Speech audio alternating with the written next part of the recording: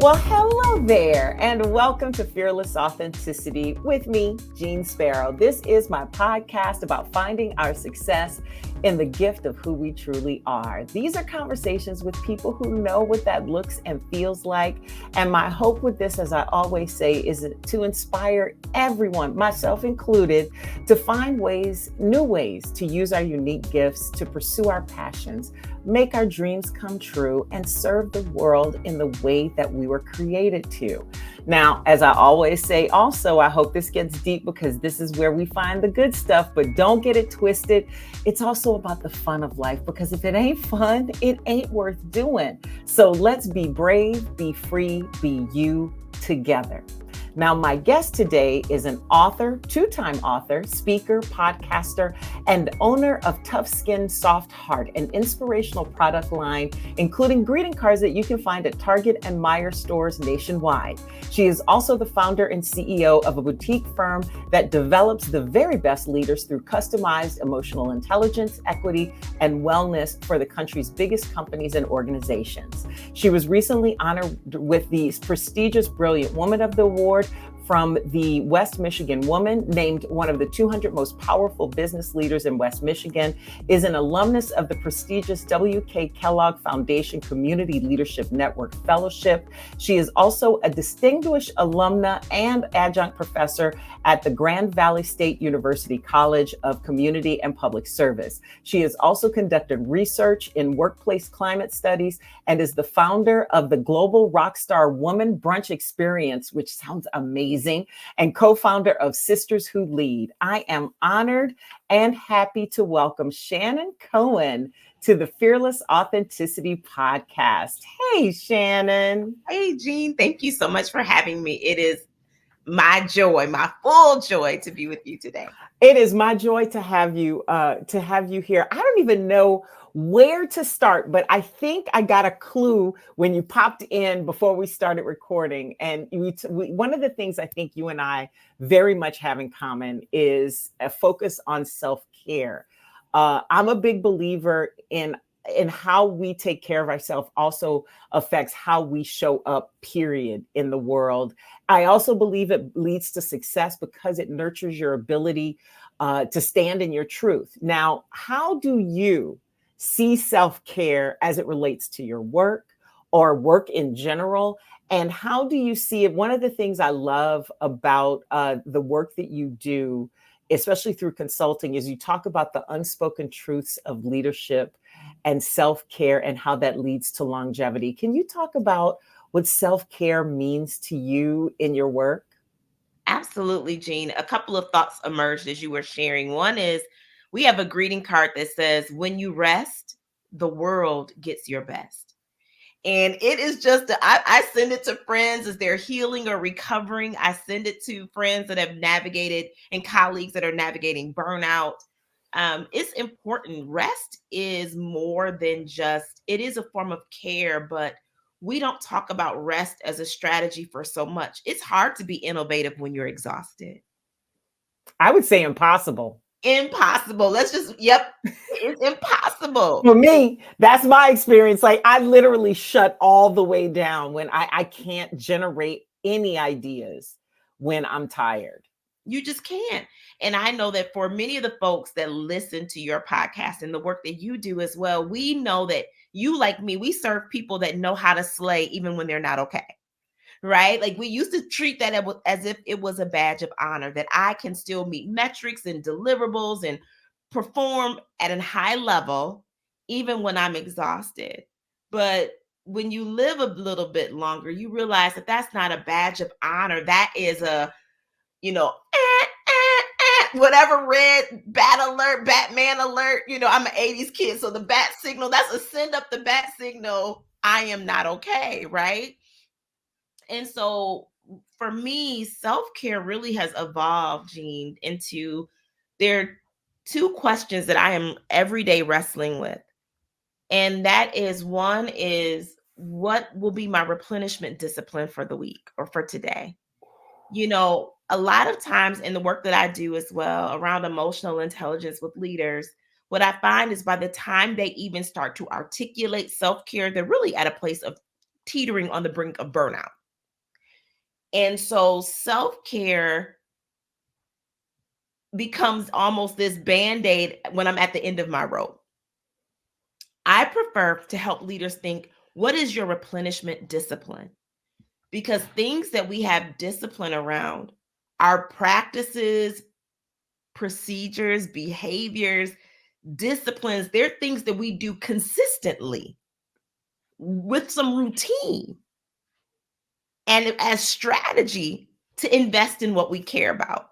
So the things that we really truly care about, Jeanne, we have disciplines around.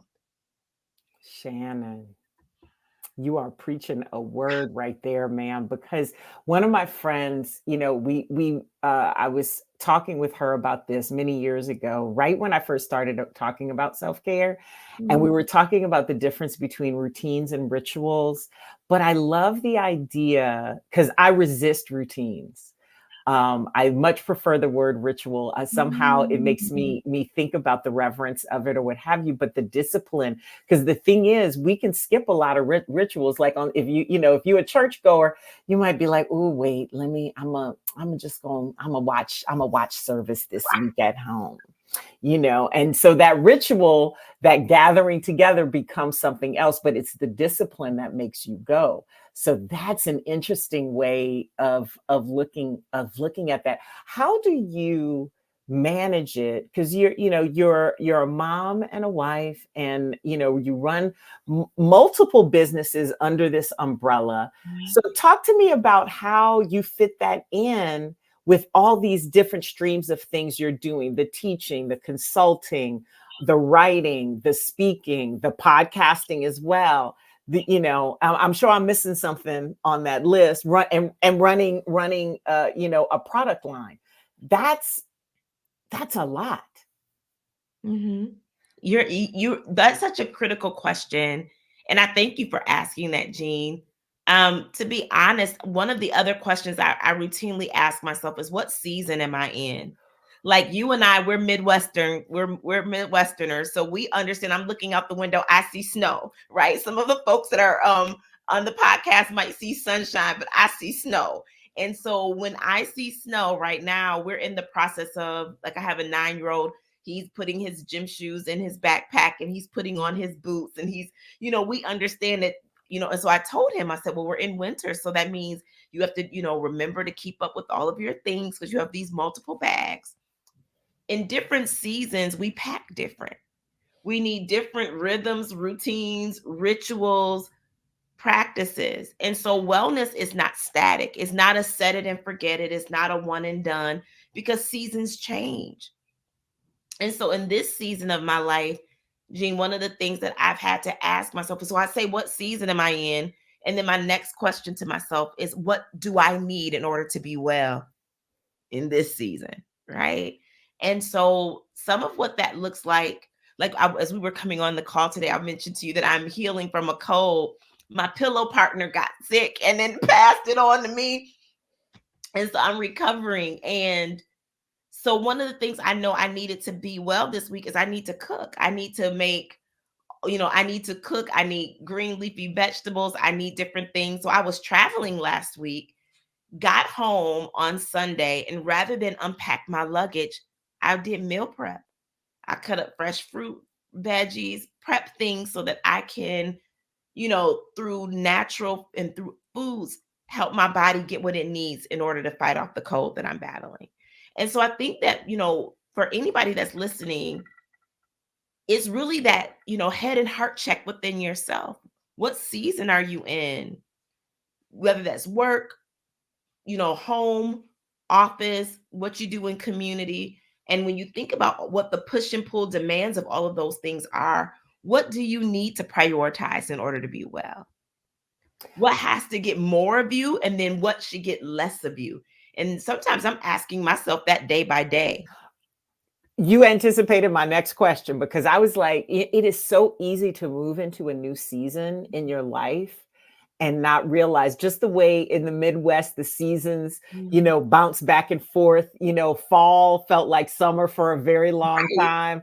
And then once you're in fall, then all of a sudden winter is here, but it's still technically fall on the calendar. I think the same thing happens in our lives. How do we know? I'm glad you said you check in daily, but it's easy to let that slide, especially when you're busy and you're juggling a lot. And I'm not saying that men don't juggle a lot of things, but women who work do juggle quite a few things and have feelings about those things, right? And how they impact each other and whether or not we're giving enough to, as you say, our pillow partner, the children in our lives, our work, and then our social activities, not to mention the community things, like all of those things sometimes blend in together. So what is a strategy that you give people or that you use yourself to recognize when the seasons change? I know, the check-in could be daily, but for those of us who aren't in that space yet, how do you get to that space where you are checking in? Such a good question, Jeanne. Seasons show signs. Seasons show signs. So even before we saw snow, we saw birds migrating. We would see leaves falling, right? We would see temperatures changing. Seasons have signs. And quite often in the work that I do, I realize that for many people, we are so tuned in often to work, and we are out of touch with our own bodies and the cues and the clues that our bodies give us that seasons are changing. And so sometimes I have to ask people just to pause, take a minute. What's shifting? What are you losing energy for? And what are you gaining energy for? That's a sign. What are the cues and clues within your own body? Like for me, Jeanne, when stress has gotten to an unhealthy level, this right eye, it twitches and flutters. Do you get that too? Mine is my left eye. My left eye twitches. This little right eye will just get to going. She don't care if I'm in a meeting, right? Just gets to going. And I've learned for many years, I would press snooze on that. And now I understand that is my body giving me a cue and a clue. It is a systems check. Emotions, which many of us have been either taught to demonize or to dismiss. Our emotions give us a cue and a clue. Am I a little bit more feisty than I normally am? Am I a little bit more teary? Emotions are sensors. And it's always very interesting to me that we treat these human body sensors as good or bad, but we don't with these laptops. When my laptop goes into the red, I treat it as an indicator to let me know it needs to be plugged in and needs time to recharge if I want it to operate optimally. But yet when our bodies go red battery, hence for me, it's my eye, my right eye, your left eye, we see that as something to be dismissed or demonized. It's an indicator. Right. It doesn't have a weight, because I think sometimes it causes us fear that we don't have enough to get through the next thing. What's the reaction you have? Because you do a lot of consulting with leadership on building their emotional intelligence. But I would imagine that you end up talking about this part a lot. And to me, this is an indication of this is where that authenticity piece comes in, because you got to get real with yourself to be able to be a good leader. How do you see that connecting with the work that you do or what you end up having to do? Because sometimes I think we go into consulting with people thinking we're going to prepare for a problem they've told us about, but then there's something underlying that happens. What is that process like for you? And what is the thing you've learned the most from working with the leaders of our nation's biggest businesses? This would be such a different conversation if it was pre-pandemic. If we were talking pre-pandemic, this would be very interesting because we were not talking wellness at work in such a universal way like we are now. Companies that were talking wellness at work were cutting edge, and they were, they were even pioneering spaces, right?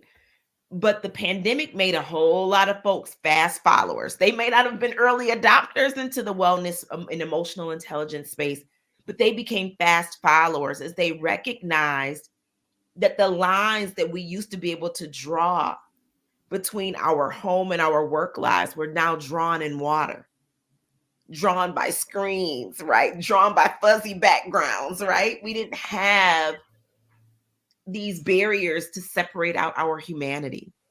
We couldn't delineate. It was all bundled. And the truth is, we've always been integrated leaders.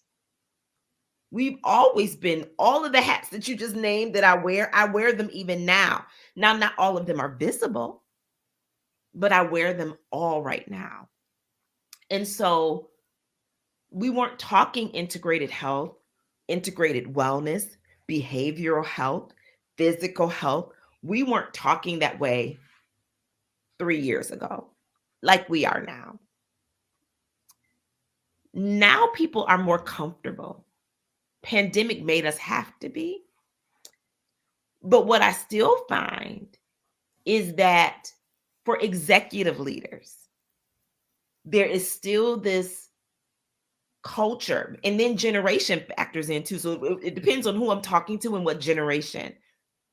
Younger, so millennials and younger have absolutely much more comfort in saying, I see a therapist or Jesus in therapy. You know, you'll see them wear that kind of a shirt on a Friday at work. To talk about being integrated human beings, to not want their vacation to carry over or to monetize it. They're taking it, right? So it really does depend on some of those intersectional identities and how this conversation shows up. One of the strategies that I have used, though, as a universal, because when I walk into a space, I often don't know the people, power, and politic nuances that shape how wellness is discussed in a system or in a space. So I try to use technology as a litmus test. So sometimes one of the questions I'll ask when I go in to work with a company is I'll ask a leader, if you were a percentage battery life, what battery life did you come into today's conversation or into work today with? And I find people find that very relatable because we use, we're driving battery operated cars. We are using technology and devices. And people will say, well, 32%, 16%, 58%. And there's usually less stigma and less shame and less judgment because I've used the construct of battery life. And we understand that things with batteries must be recharged to operate optimally.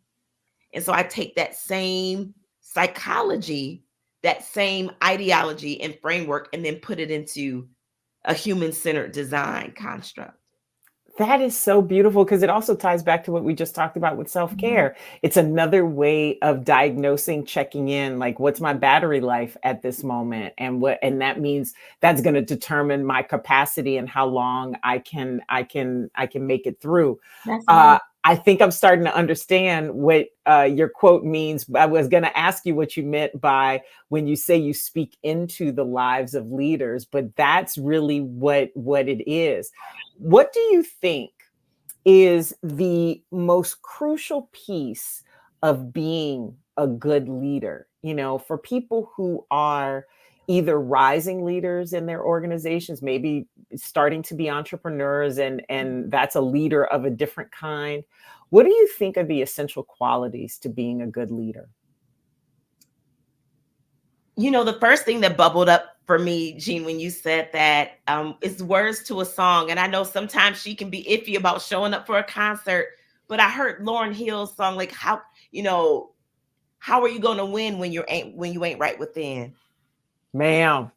Emotional intelligence is one of those intelligences that is not transactional, it's transformational, and it is embodied from the inside out. And that gets really interesting because there are a lot of aspects of leadership that you can exhibit through your work, even if it's not reflective in your life. You can be a CFO and still be filing for bankruptcy in your personal life. It's possible, right? You can have head knowledge and it not be active in your life. Not with emotional intelligence. It is a skill that is optimized when you do it with yourself. And then you can lead from an integrated place of applying it with in your interpersonal relationships. And then in how you think and bring that systems level thinking to, whatever corporate or organizational space that you're in, including your household. And so I think the leaders that are going to be curious, creative, and cutting edge are leaders that are making sure that I'm right within, because that's the key to me winning.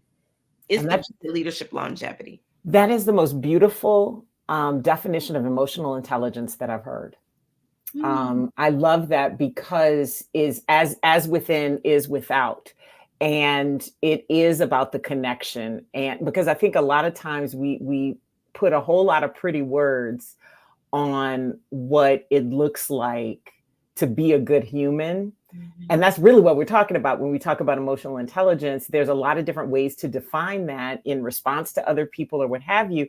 But it's like you've gotten to the essence of it, where if you're right within, then everything that comes out of that will follow logically, even right into strong leadership. I love that. So let's talk about, I want to ask you what you think of when I say the words fearless authenticity to you. What's the first thing that comes to mind to you?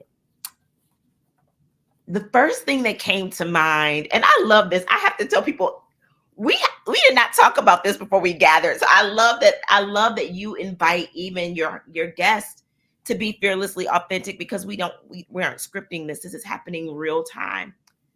The first thing that came to me was my hair. Oh, yes. And I love your hair, Jeanne. I think when I first saw your Self-Care Sunday video, I was like, oh, her hair is super cute. Like, as someone that has textured hair, as a young professional, I just turned 46. And so I think I'm in a beautiful, sweet spot as far as age. But as a 20-something, even up until 30, I remember when I graduated from graduate school, and I had gotten married, and I was going on an interview for a management role. And the woman and at that time I had cut all of my hair off. So I was transitioning. Did the big chop? Did the big chop. Had a teeny weeny afro, a TWA. Yes, baby. And the woman who called me back for the interview said, I hope you're not going to wear your hair like that every day. Girl. Take all the glasses. This has to be, I'm doing some math, like 2009, 2010. This is not the 60s, 70s. This is 2009, 2010. And I'm going into an interview. And that's what she said. Girl. And I ended up becoming her boss. They hired me, but geez. And then you were like this.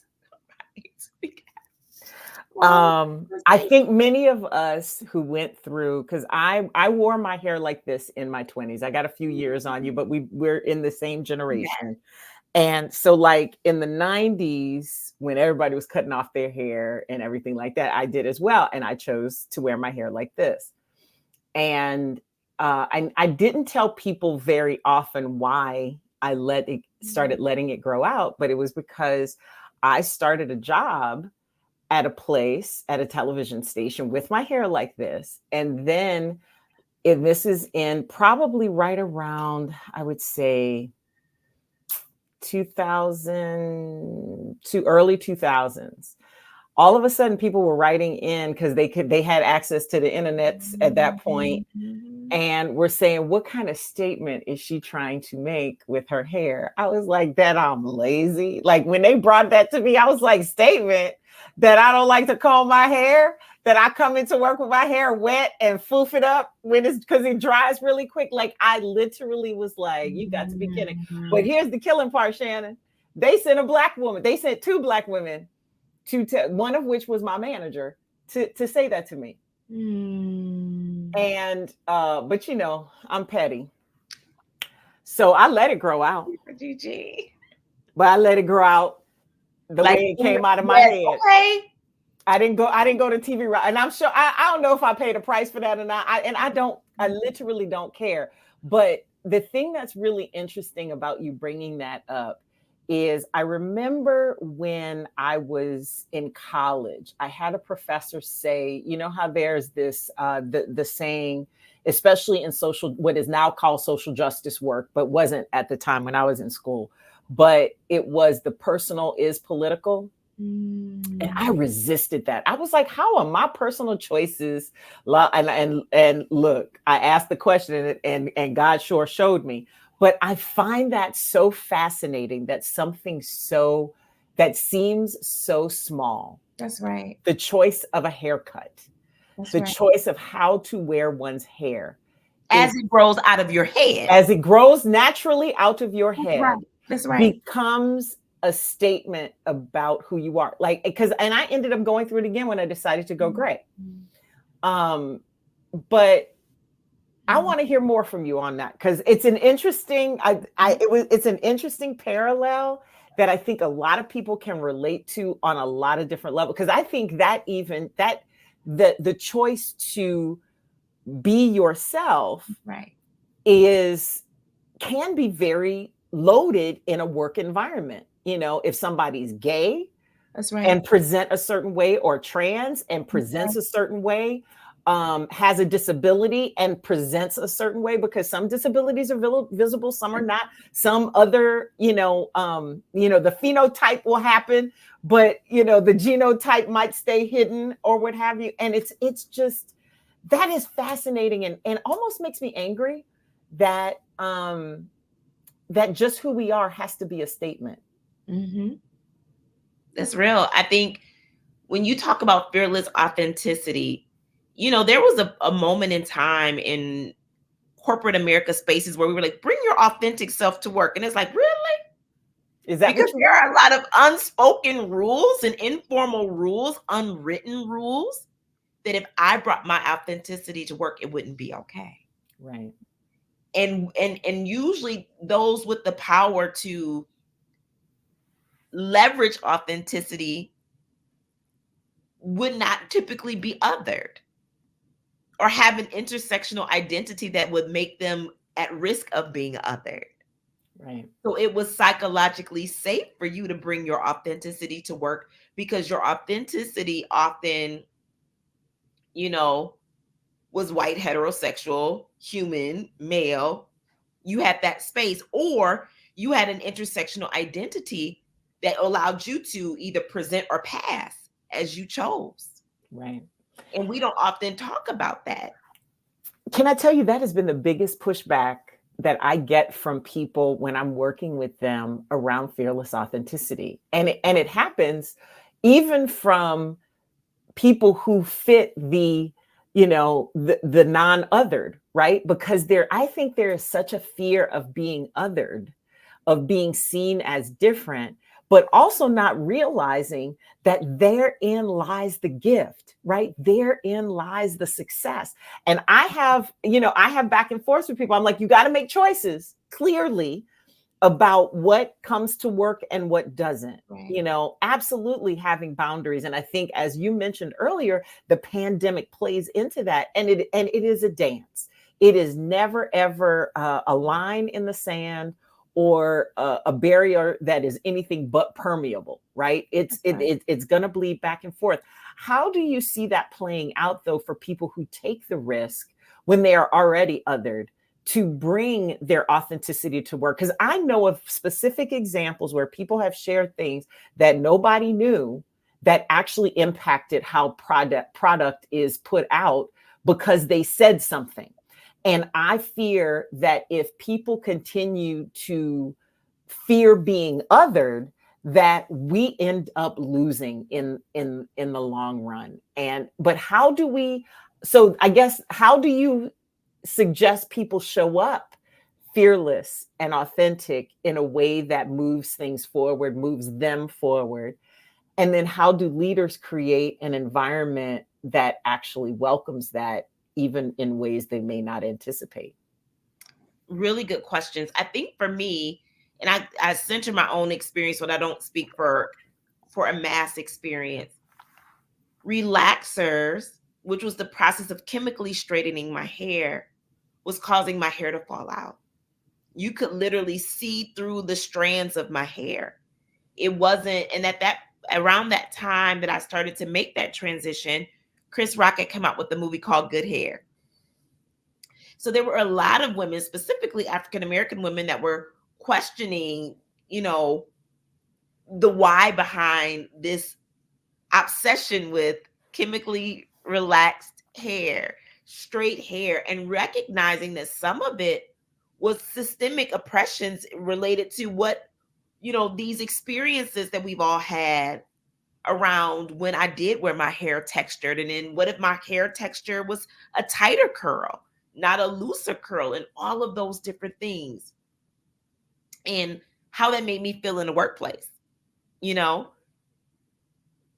so for me, it became where the pain of getting relaxers and chemical burns and hair falling out in my hand and traction alopecia became greater than trying to be aesthetically pleasing to colleagues and coworkers. So that was the shift for me, was my health and my wellness and putting that at the center. The power is something that you said, Jeanne, that just really resonated with me, is that often the thing that makes us other, different, unique is our competitive advantage. And we have to reclaim that as our competitive advantage. So now when so I can't tell you, especially where I live. So depending on where you live, I remember at the time when I went natural, it was like going to DC, it was no big deal.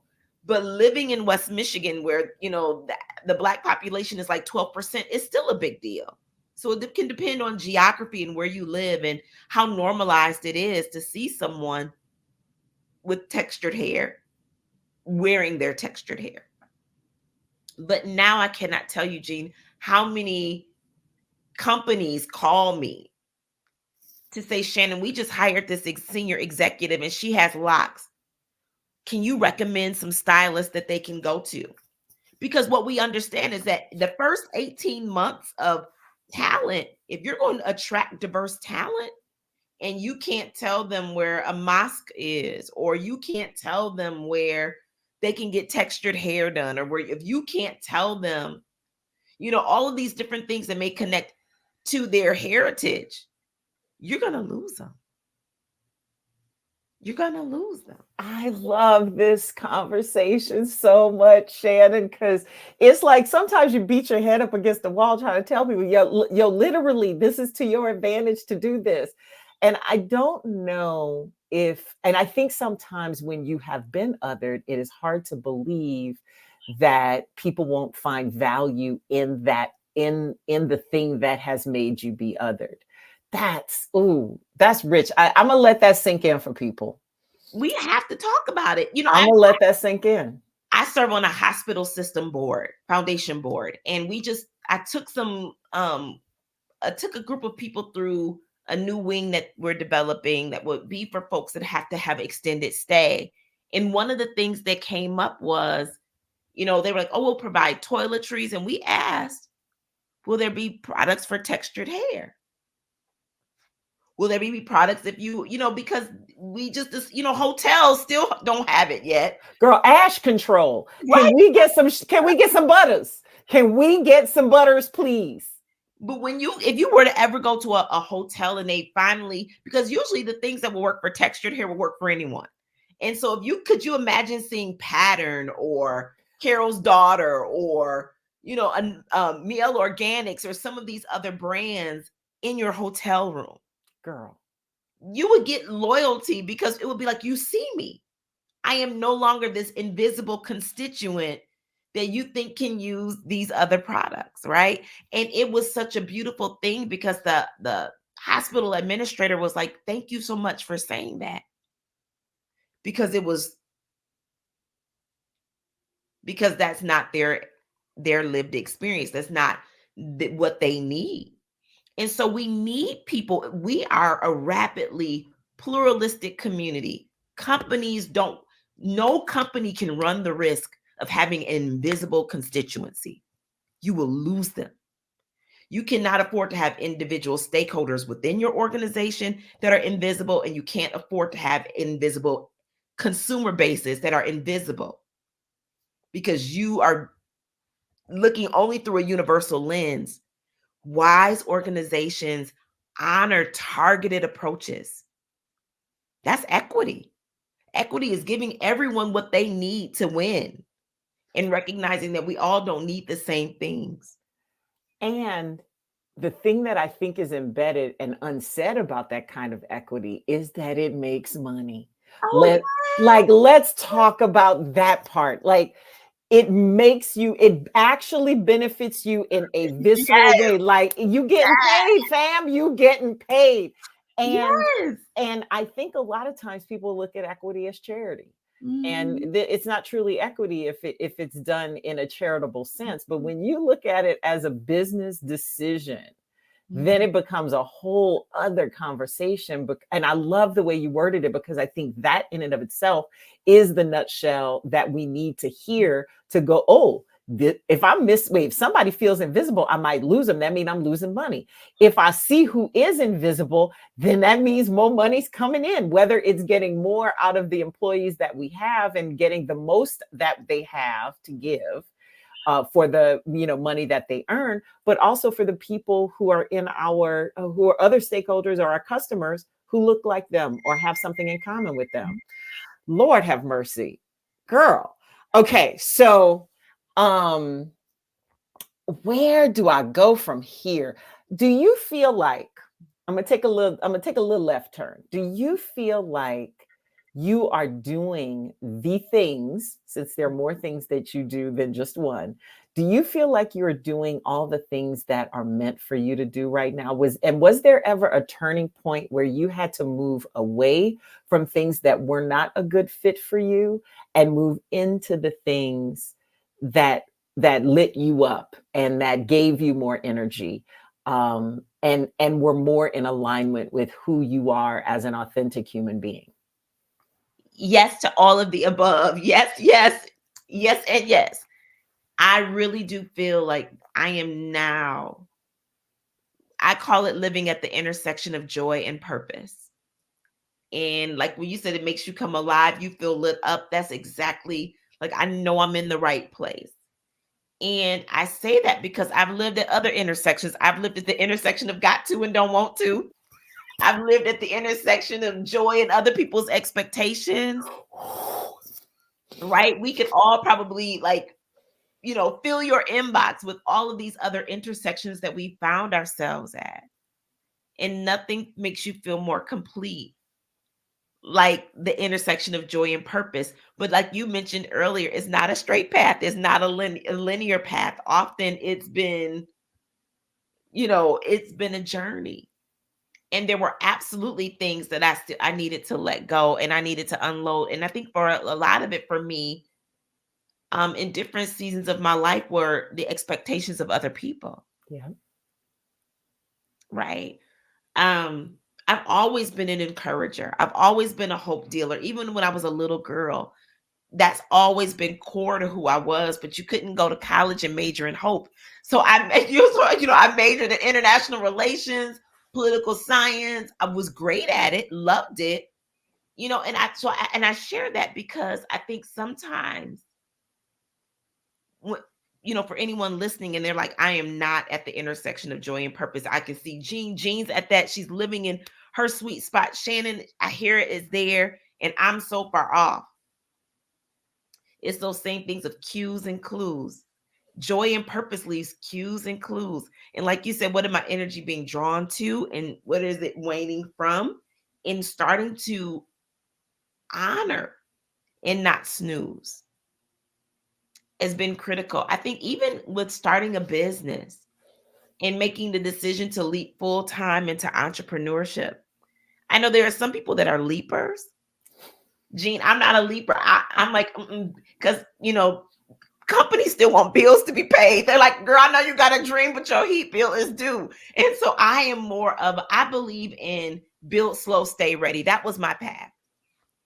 And so even when I was working full time in other spaces, I was seeding my own dream because I've always believed I was going to be the first angel investor my dream would ever see.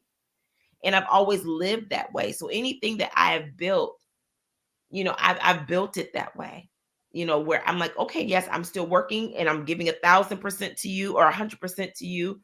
But that even became a point. I remember that one of the earliest ways I started to shift into joy and purpose is I said, anything I do after 6 o'clock is for Shan. Ooh, I like that. Because I used to work sun up to sundown for companies. And we understand that there are a lot of companies that if something were to happen, they send a casserole and a plant to your family, and then they're going to fill that role. If that. Right. If you get a casserole and a plant, right? If that. Yeah. And either way, your job will be posted that day. 100%. And so I said, Shannon, stop overextending for them. Do your ultimate best, add value. But anything I did after 6 o'clock, I said it's going to be for Shannon. And at that time, I didn't even know it was going to be Shannon Cohen Inc., but I used to say it's going to be for Shannon Cohen Inc. That was the first shift that I made. And that may be the first shift that someone listening may need to do, is just to say, I invest in the dreams of other people every day through the things that I buy. We're all wearing something. We have on clothes, we have on makeup, we have on devices that began as a dream in the mind of someone else. And so I said, I invest in other people's dreams all day long, every day, all day. I will carve out time to invest in my own. That was literally, and I just believe that's for someone, because for that to bubble up in me, and I said, I can give my own dream 30 minutes a day. 30 minutes a day. And it's amazing how those incremental things turn into change. Anybody who has lost weight knows that. Anybody who has worked out and trained for a marathon or even a 5K knows that incremental change does eventually pay off toward a goal. But I find it interesting that we don't always apply that to our work life in the same way. And I will say this, entrepreneurship is not for everybody. Not. Say it again from the back row. It is not. It is not for everybody. However, what I will say is the approach can be used in a work environment. And it's like, if you want a different job, or if you want a different career, or if you want a better position, you do not get that by still doing the same things and expecting somebody else to. Yes, that may happen. But if you're developing yourself in your off time, whether that's getting a new skill, improving the skills that you have, and those positioning yourself like during your time, but that's your investment in you that's going to get you to the next thing. And that entrepreneurial approach to your career, I think, is applicable whether or not you are meant to be actually out on your own, because it is scary out here. It's scary. I'm scared half the time. All the time. But I'm comfortable being scared. That's right. That's right. I always say there are entrepreneurs and there are intrapreneurs. Intrapreneurs are people that bring an entrepreneurial mindset within someone else's dream and vision. And you have to know yourself. Like, knowing that you're going to get paid every 2 weeks is a beautiful thing. It is, or every monthly, depending on what it is, right? To not have to navigate the stressors that come with generating predictable, repeatable revenue is a gift. Let's just say that, right? And so you're right. It's so important. I think people, sell this entrepreneurial Kool-Aid like it is the answer to all, ills, all problems. And it is not. It brings a new set of problems. And you can be curious, creative, and cutting edge and innovative within an existing system and still experience those same things. So I love that you said that. And I love that you brought me to that point, because I don't think it's said enough amongst us as those of us who are entrepreneurial. All right. Now I got a few more questions to ask you.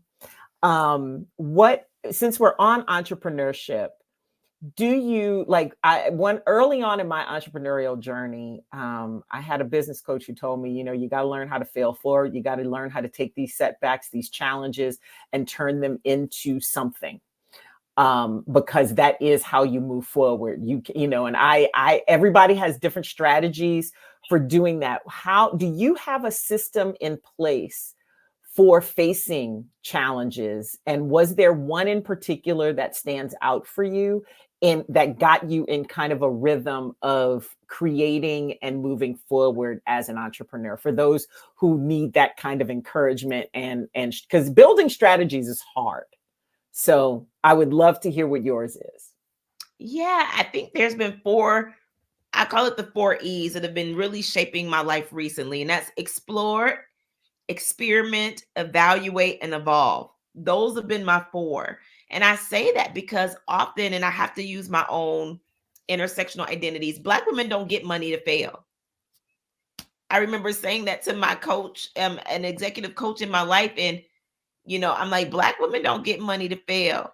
If we get money, right? When you look at angel investing dollars or investment dollars that go to Black and brown women, it's like 0.01%. It's really, really small. And people don't give us, investment dollars and say, so what did you learn? I don't get to either, I don't get to quote Nelson Mandela, either I win or I learn. They're like, that's, that hasn't been.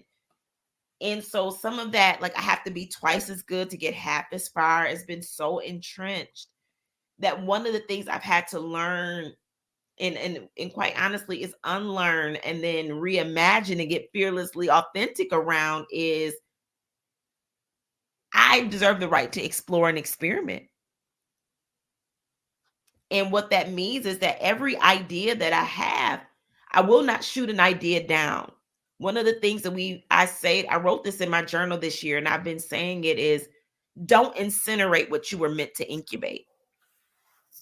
Like, don't do it. We can't do it.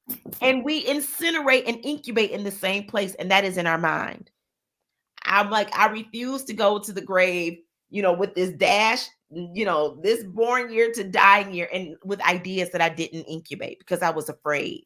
I love that. I'm not going to incinerate them. So that has been one of the freedoms I've given to myself. But that also comes with, well, Shan, every idea is not going to soar out the gate. Some stuff is going to flop. And it's going to be out of the ashes of that flop, that you find something that you're like, oh, this is the silver line. But I got to at least shoot my shot. I got to at least try. I got to at least give myself room to explore and experiment. I'm not going to always know. And Jeanne, I like to know. Oh, I like to know. I am not as I've had to get comfortable being uncomfortable in the space of experimenting and exploring. And then you let yourself go to the next 2. And then you evaluate. Like I said, some things flop and you have to go through the ashes of what didn't work. And you might find a silver lining, or you got stronger, or maybe it's just, I think one of the biggest things I've learned in this process is to trust my ideas. To believe in believe and invest in my possibility. Because every dreamer fails. You hear people talk about they formed this on their 13th try, or after the age of they did such and such. We've got to be willing to give ourselves room to try and to explore. And everything is not going to pan out as we desire it to. But I'm learning to trust the dreamer in me and to believe that she can.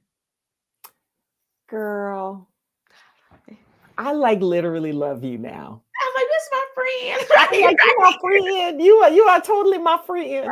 All right, 2 last questions that I always ask everyone. What is your proudest achievement so far? And what do you still dream of doing? That's one question with 2 parts. So looking back and looking forward. Such a great question. I think my proudest thing is really in the last thing, like I've learned to give up on giving up on me. I wasn't always that way, Jeanne. I wasn't always that way. I wasn't always fearless in that way to trust me, to believe and invest in me like I do now. I would do it for somebody else. Oh, yeah. but not with that same intensity towards me. So that's probably what I'm most proud of. Anything good in my life has come out of that shift in my life. Love that. And what do you still dream of doing? Such a good one.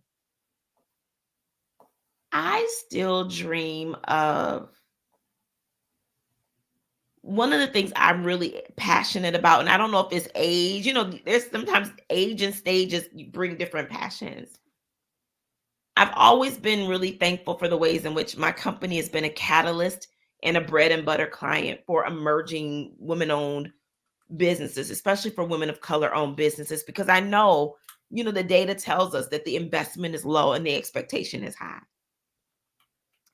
And I want to do that through more of a shared economy, cooperative economics. We got kind of supplier diversity, procurement that is really in me really strong. And we've done some really great things in that space. And I want to see that exponentially grow. I love that. Oh, Shannon, your heart is just so beautiful.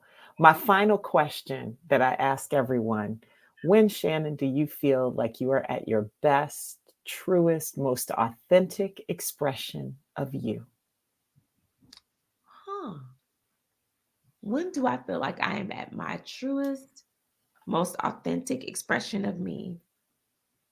I think all of us know when we have to don armor, and I can feel it. And even being in this space with you, I had no armor. I'm like, I'm gonna probably watch this back. Like, I was just talking like I'm sitting on Jean's cute couch back there. That's what I want you to feel like.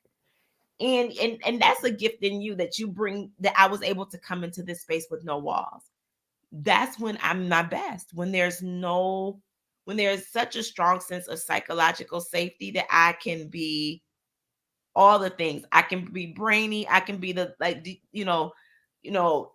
hey girl, hey. I can bring all of those things, the full totality of who I am, into a conversation in space.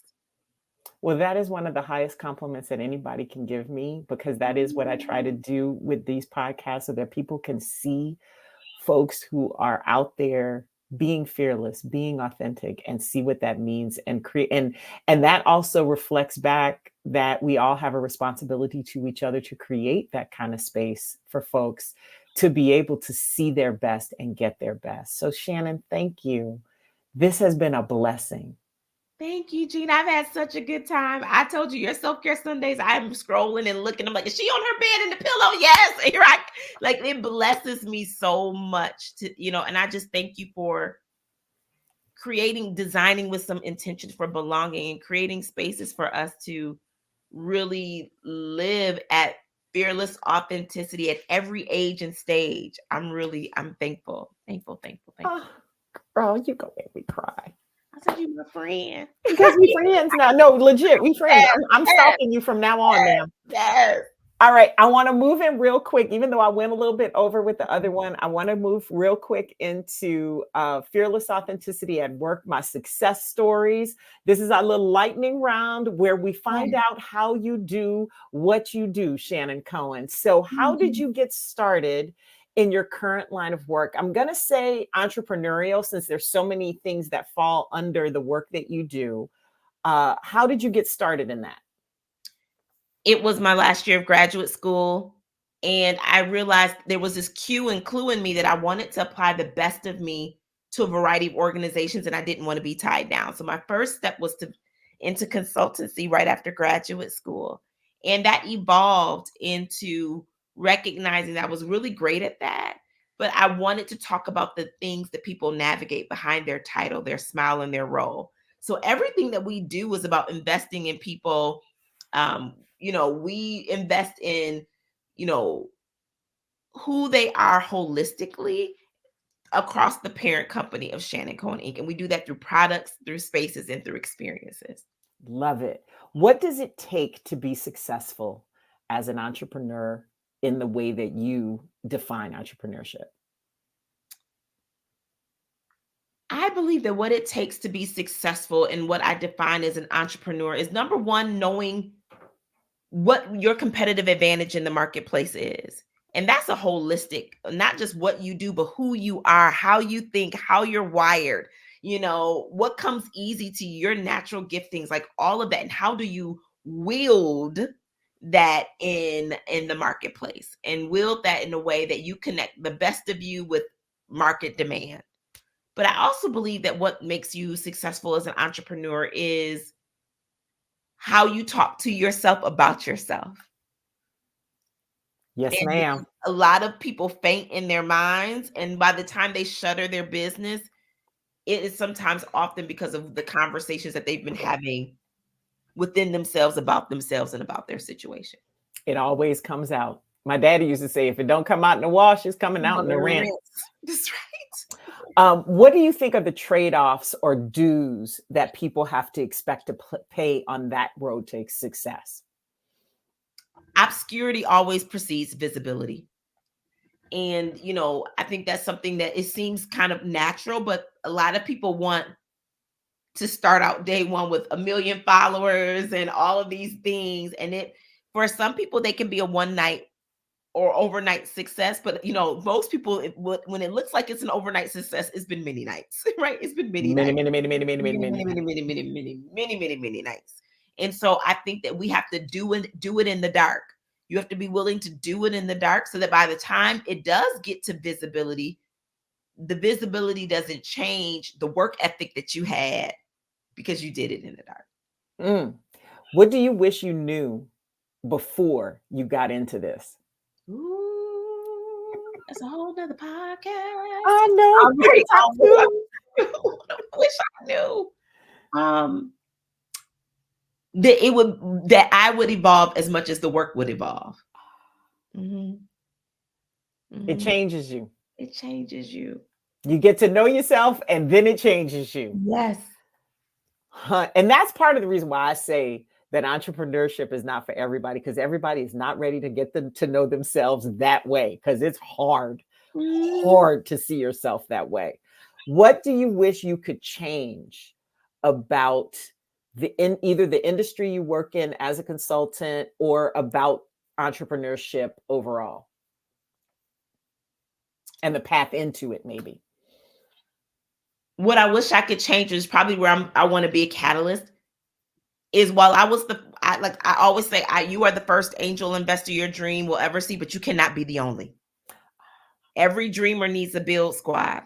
And I wish that there was more capital and cash flow, and not just people wanting to mentor and give advice, so that people, specifically as a woman, as a Black woman, I wish there was more cash flow so that I could have been as innovative as I wanted to be earlier.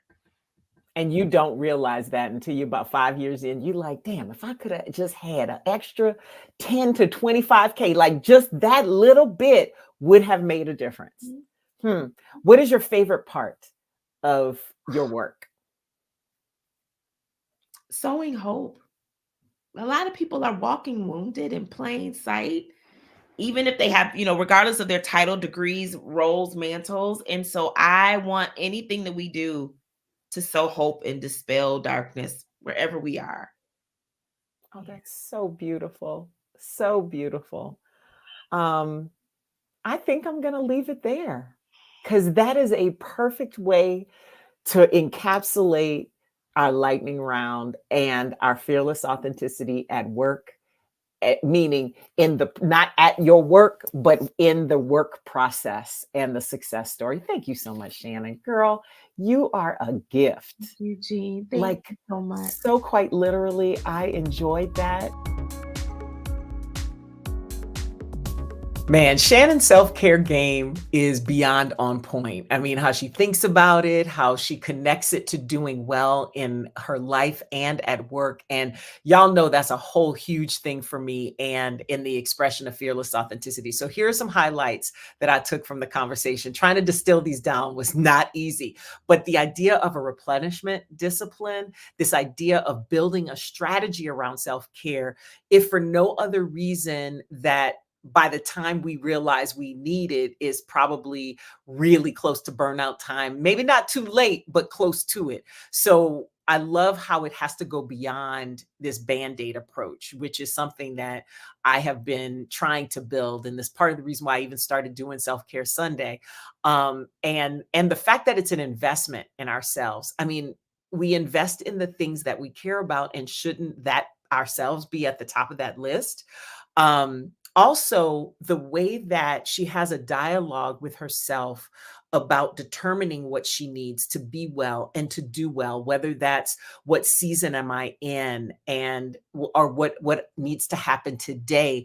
And then that idea of paying attention to the cues and the clues that come from that intersection of joy and purpose about what to do in life, what energy is drawing us in, and that investment in our dreams as a result of it. I also love her thoughts on leadership and how recognizing that the thing that is different about ourselves is our competitive advantage, but also allowing that same thing for other people. And to me, and this is where the community care aspect of fearless authenticity comes in, because the more we are ourselves, the more we are able to allow other people to play their position, to fill the role that they were meant to do the things that they are drawn to. And how that definition of that becomes also what equity is about, and making sure that we are giving everybody what they need to win, and recognizing that this person doesn't need what that one does, that we can all have different things and have things still be equal on some level. And Shannon's sayings are, like, bar none, my favorite thing, that the 4 E's: explore, experiment, evaluate, evolve, not incinerating what we were meant to incubate, looking, the visual picture of looking through the ashes of the things that we have messed up and didn't work, to find the things we do need, and still being able to trust our ideas. Shannon, you are a gift with all that insight and affirmation. Also, please check out Shannon's Tough Skin, Soft Heart inspirational line at Target and Meijer stores. At this point, I got to tell you, thank you, my Fearless Authenticity listeners, for your attention and your support. I absolutely would not do this without you. And I could not do this without my amazing production team. So thank you to Lisa E., Vicky Zwart, Wayne Johnson, and Jessica C. for your hard work every single week. Please rate, review, download, subscribe, and share this episode everywhere you get your podcasts, including on YouTube, because all those actions really help to expand our reach and make the impact that we would like to have on the world, and help people in the way we want to. And speaking of help, if you need any more support from me, I hope you will consider joining my community. Sign up for my newsletter at fearlessauthenticity.com so you can get notices about this podcast and other things we're doing. Also, follow me on social media at Ms. Jeanne Sparrow on YouTube, Facebook, and TikTok, at JM Sparrow on Instagram and Twitter. I would love to see your face popping up in my feed as well. This has been Fearless Authenticity with Jeanne Sparrow. Thank you, and we'll see you again soon.